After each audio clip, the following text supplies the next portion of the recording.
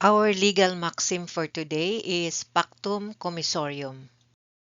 Pactum commissorium is a legal term that refers to a clause in a contract that allows a creditor to seize and automatically appropriate the collateral if the debtor fails to pay the debt.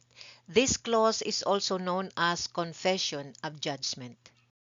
Pactum commissorium is a prohibited stipulation in a mortgage, pledge, and antichresis where the creditor automatically acquires ownership of the mortgage or pledged property upon the debtor's default without the need for foreclosure or public sale. What are the elements of pactum commissorium? First, there is a security arrangement, a mortgage pledge or antichresis, and secondly, a stipulation exists that automatically transfers ownership of the collateral to the creditor upon default without public sale or judicial foreclosure.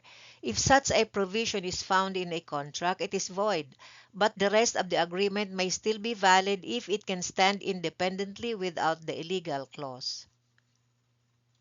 And why is it prohibited? Pactum commissorium is void and prohibited because it is oppressive to debtors, depriving them of the right to redeem or recover their property through proper foreclosure or auction procedures. The following are the specific provisions of law that prohibit pactum commissorium. Under the provisions common to pledge and mortgage, we have Article 2088 which says, the creditor cannot appropriate the things given by way of pledge or mortgage or dispose of them. Any stipulation to the contrary is null and void. And secondly, in antichresis, we have Article 2137 which says, the creditor does not acquire the ownership of the real estate for non-payment of the debt within the period agreed upon. Every stipulation to the contrary shall be void. The following are some of the pronouncements of the Supreme Court pertaining to pactum commissorium. In one case, the court struck down a provision in a real estate mortgage where the creditor would automatically become the owner of the property upon the debtor's failure to pay. This is a classic case of pactum commissorium which is prohibited under Article 2088 of the Civil Code. In another case, ownership of shares was automatically transferred upon default in payment of a loan. The condition allowing the creditor to automatically appropriate the security is pactum commissorium, which is null and void.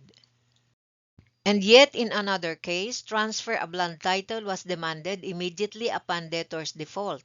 The arrangement where the creditor acquires ownership of the collateral without foreclosure or court intervention is pactum commissorium and is illegal.